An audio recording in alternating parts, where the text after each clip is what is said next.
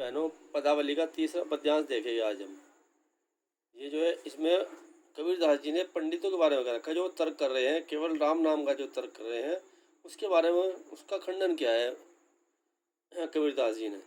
वो जो है पंडितों को कह रहे हैं, हे पंडितों, तुम पंडित पाद बंदत झूठा राम कहा कहिया, दुनिया गति पावे खांड कहाँ मुख मीठा, पावक कहाँ पाँव दे दाझे, जल कहीं तिरसा बुझाई, भोजन कहाँ भूसी जे भाजई, तो सब कोई तिरी जाई, नर के साथ सुआ हरि बोले, हरि प्रताप ने जाने, जो कबहू उड़ी जाए जंगल में, बहुरी ने सुरते आने, साची प्रीति विषय माया सु हरि भक्तनी, सुहासी कहे कबीर नहीं प्रेम नहीं, उपजियो बांधियो जमपुर जासी।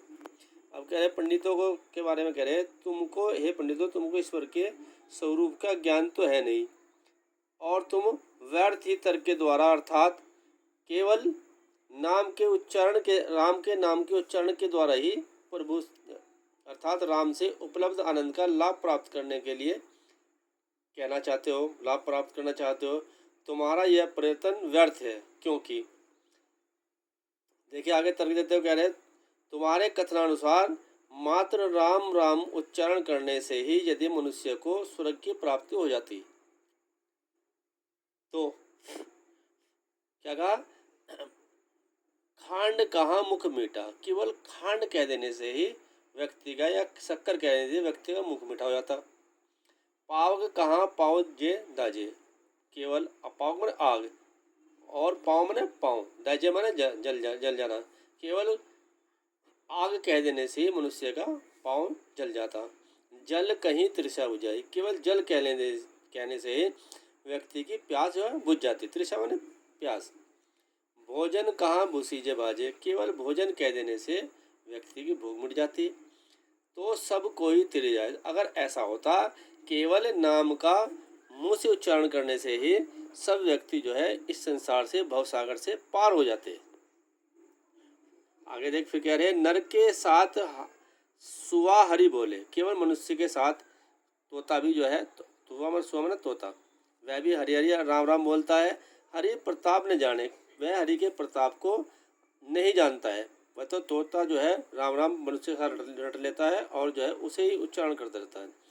जो कभी उड़ी जाए जंगल में, बहुरी ने सुरते आने, और वही तोता अगर उड़कर के कभी जंगल में चला जाता है, फिर वह प्रभु के अर्थात राम के नाम को नहीं रटता है, भूल कर भी वह नाम का नाम नहीं लेता है, या अर्थात उसे राम का ध्यान नहीं आता। इसी प्रकार साची प्रीति विशेष माया हरि भक्ति सुहासी, इसी प्रकार से जो विरक्त हो गए हैं उनकी हंसी उड़ाते हो। पंडितों से कह रहे हैं, इसलिए कबीर बाहरी साधनों में बंधे हुए, क्या कह रहे हैं, अगर तुम बाहरी साधनों में बंधे रहे तो तुमको अंत में क्या होगा, यमराज के यमदूत जो है वह जो है बांध करके यमपुरी में ले जाएंगे। अगर तुम्हारे मन में प्रभु का सच्चा प्रेम नहीं जगा तो अंत में तुम्हें यमदूत बांध करके यमपुरी में ले जाएंगे।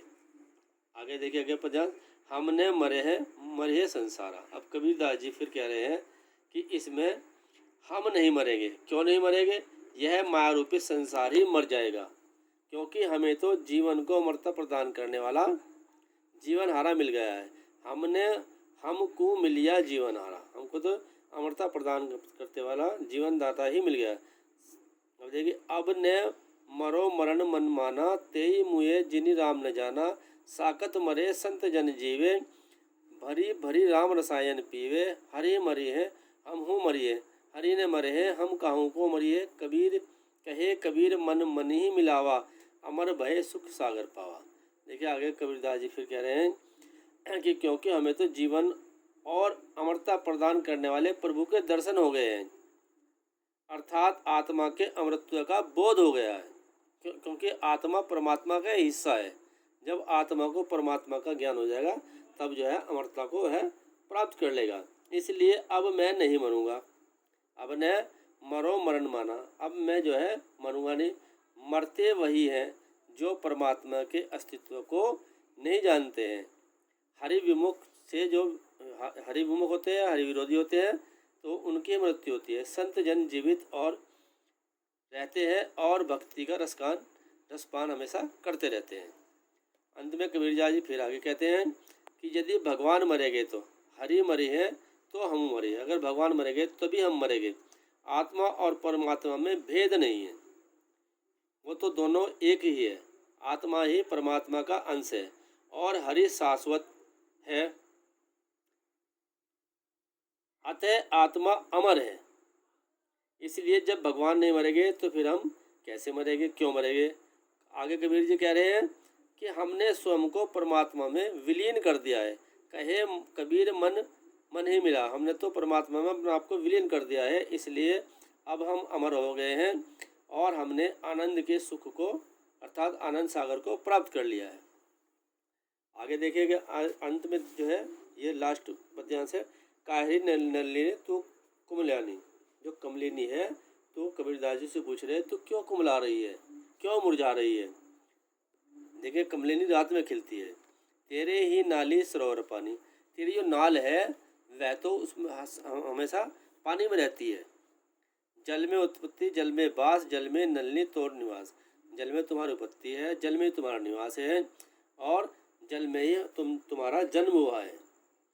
ना तली तपती न ऊपरी आगी, न तो तुम तले से तप रही हो, पृथ्वी की तुम्हें अग्नि मिल रही है, और नहीं तुम्हें ऊपर से आग पड़ रही है। तोर के हेतु कहूँ कासनी लागे, और तुम जो है अमरता को पवित्रता को क्यों प्राप्त नहीं कर रही हो? कहे कबीर जे उदिकी समान ते नहीं मुए हमारे जान। कबीरदास जी कह रहे हैं, आगे कह रहे हैं तू सदैव अपने जीवन के आदि काल से लेकर अंत तक पानी में रहती है और तुम्हारा जो पवित्र पानी के समान पवित्र हो गई हो, फिर तुम जो है जब तुम ब्रह्म रूपी जल में एकाकार हो गई हो तो अतः तेरे मरने या सूखने का कोई प्रश्न ही नहीं उठता, तुम तो पानी की तरह पवित्र हो गई हो। कबीरदास जी ने जो है इस प्रकार से परमात्मा और आत्मा के बारे में प्रकाश डाला है। धन्यवाद।